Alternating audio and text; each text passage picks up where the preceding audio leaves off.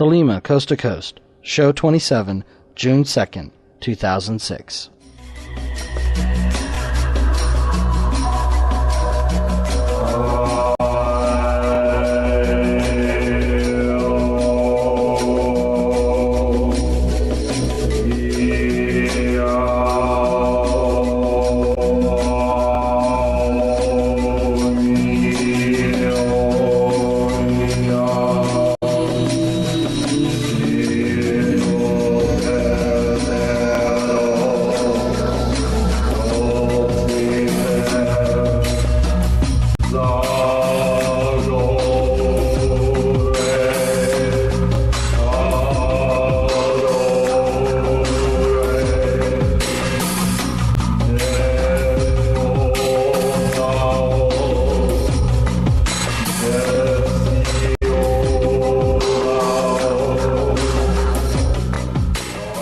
Do what thou wilt should be the whole of the law.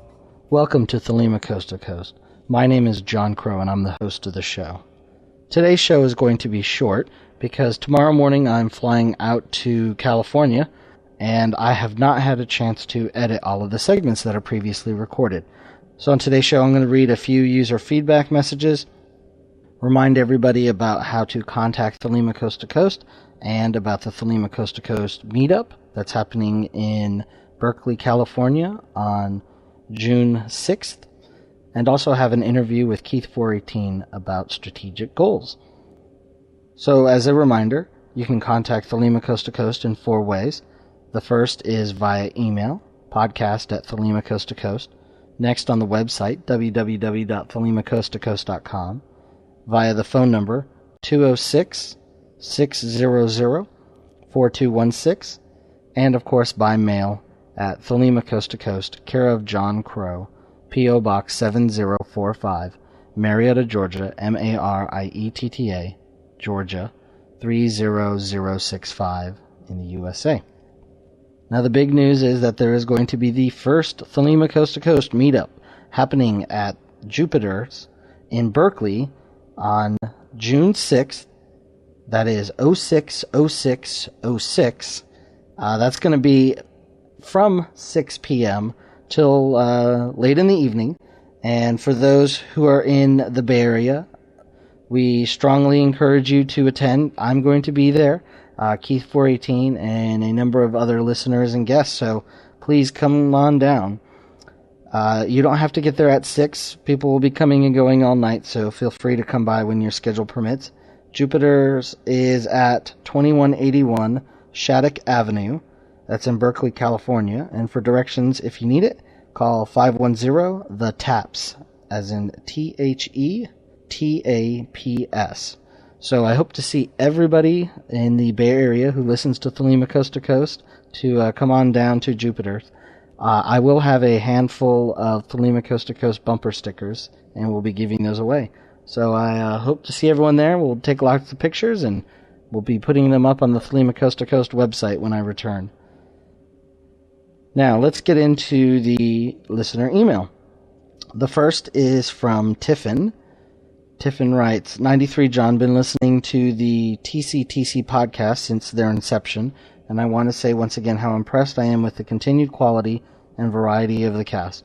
Also, congratulations on the anniversary. Here's to many more. I really enjoyed the Holy Days broadcast, particularly the 3rd installment, which actually gave me goosebumps. I put my blip on the Frapper map, so there's one more female in the mix. Keep up the great work. I look forward to many more podcasts. Love is the law. Love under will. Tiffin. Well, thank you, Tiffin. I appreciate that. And thanks for the reminder. On the Thelema Coast to Coast website, there is a Frapper map that has well over 150 listeners who are mapped out on the Frapper map from across the world. It is predominantly male, so any women listening, let's get you represented on the Frapper map. But I would love to see anybody who is listening to the show just to take a few moments and go to the podcast Frapper map and just put your name and location on there so we can see how the program is distributed throughout the world. Also, just a reminder that there is a Thelema Coast to Coast MySpace page. There's well over 400 people subscribed to that. And you can get to that by going www.myspace.com/Thelema Coast to Coast, or just go to the Thelema Coast to Coast website and there is a banner for it, so you can click that. You can get updates about when there are new Thelema Coast to Coast episodes posted and any other blog entries. All right, the next email is from Dean. It says, 93, thanks for the wonderful podcast. In one of the podcasts, you mentioned there is an email option for reminders when the new podcast is available. I would really like this, but can't find the option on the website. How can I get this reminder email? Thanks, 93 Dean. When you sign up, there is a checkbox at the bottom that says to receive information or not. It's that checkbox. You can go into your profile in your mailbox and check that on or off. And that indicates whether or not you'll get it. But I still have to manually send the email out. I haven't gotten around to doing that. I haven't gotten much feedback. So if you are interested in receiving email notifications when new shows are available, please send an email or a message through the website to let me know. I don't want to spam everybody, but if that is useful to the listeners, I would be happy to do it. All right. The next email is actually a voicemail. So here is one of our brothers. Do what thou wilt to be the whole of the law. Hey, John. This is Freighter Ave Dackle. I wanted to give you a belated congratulations on Thelema Coast to Coast's first birthday. It's a little late, but still appreciate it, I'm sure. I think I could speak for a lot of people in the Thelemic and Nicole communities when I say that you're doing an immense favor for us. I know that I look forward to every single show. They go right to my iPod and get listened to everywhere, which probably makes some of my teachers rather angry. The show never fails to both entertain and inform. I look forward to many more excellent shows in the future, so please keep up the great work, pun intended. Love is the law, love Underwell. Thanks again for that voicemail. I appreciate the well wishes. Also, I appreciate you leaving a message. Since this is an audio program, the audio feedback is very, very welcome. Again, for everybody listening, that phone number is 206-600-4216. Well, that's enough feedback for now. As I said earlier, this is going to be a short show. I have packing and laundry and cleaning and preparations to do for my trip tomorrow, so I want to get this finished up and get it out. So here is an interview with Keith 418. We're talking once more about strategic goals. Keith, welcome back to the podcast, 93. 93, John. Thanks for having me. There is a lot of discussion lately about strategic goals for the OTO, and one of the areas in which this is being discussed is Crowley's Blue Equinox, Equinox 3.1, in which he details a lot of the founding documents of the OTO. When a lot of people are calling for strategic goals, they use the Blue Equinox as an example of what Crowley intended the order to be, and that strategic goals should be in alignment with the Blue Equinox. What do you think about that? Well, I'm a big supporter of the Blue Equinox model. I think it should be tried. I'm not sure all of it will work. I'm not sure all of it would be practical in this day and age, but I don't think we're going to know that until we try doing it. And there's this sort of resistance to a lot of the stuff in there, and this kind of willingness to mess with the recipe before you actually bake the cake.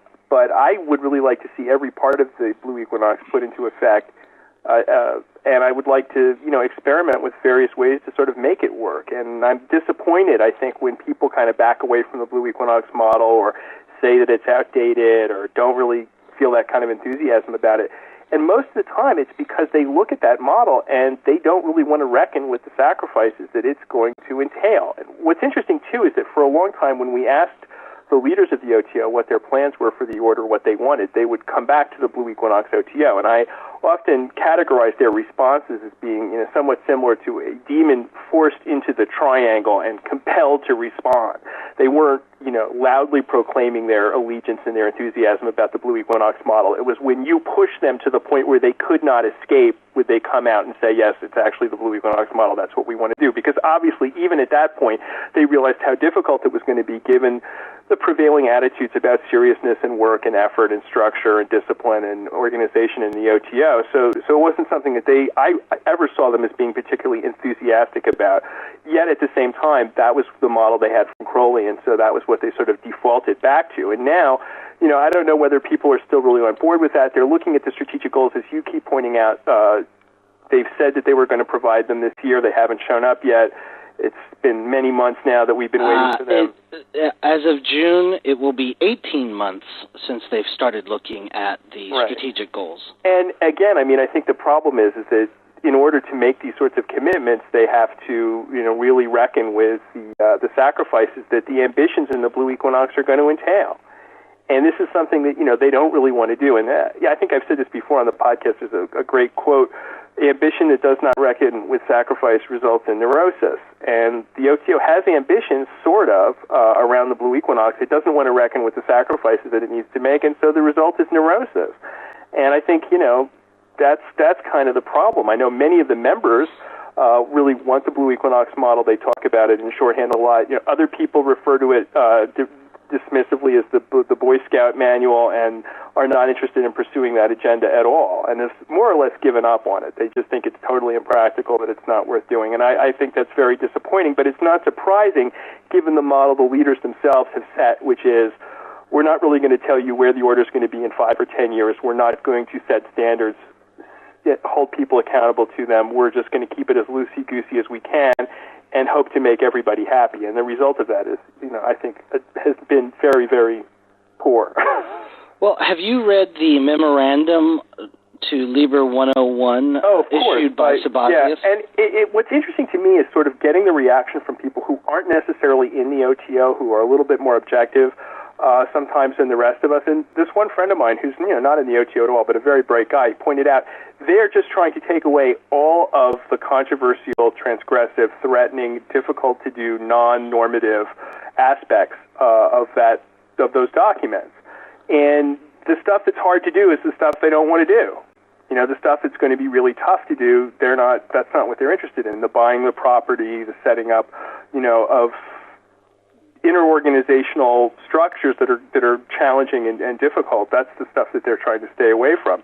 And, that we could do a lot of that stuff if we really wanted to, but the ambition isn't there.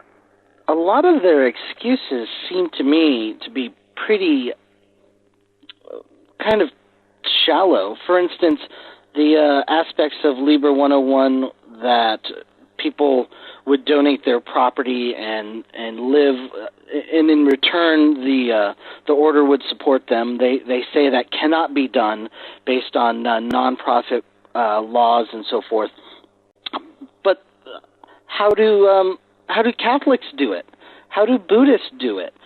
There's a lot of religious orders all throughout the United States who do just exactly that. Right, but they're filled with people who are much more serious about their religious issues than the people in the OTO are serious about Thelema. This is the big, ugly truth people need to look at. This is the thing, this is the white elephant in the living room that no one wants to talk about. The people in the OTO are simply not as into the religion of Thelema as the people are in these other groups into their religion and their thing. The people in Buddhist groups, in Catholic groups, in many different kinds of religions are focused, dedicated, absolutely willing to be disciplined, and are willing to follow discipline and training in order to get what they want.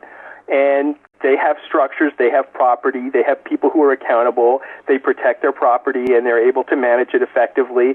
The people in the OTO just aren't committed enough to Thelema to make any of that stuff possible. And so consequently, even little things like renting a separate facility, which most groups take for granted, people in the OTO celebrate as this incredible achievement that, should be awestruck at that. We should all be awestruck at the idea that it's actually happened. When, in fact, this is ludicrous given what other religious groups take for granted. I've even seen a bishop within the OTO celebrate starting business meetings for 6 months.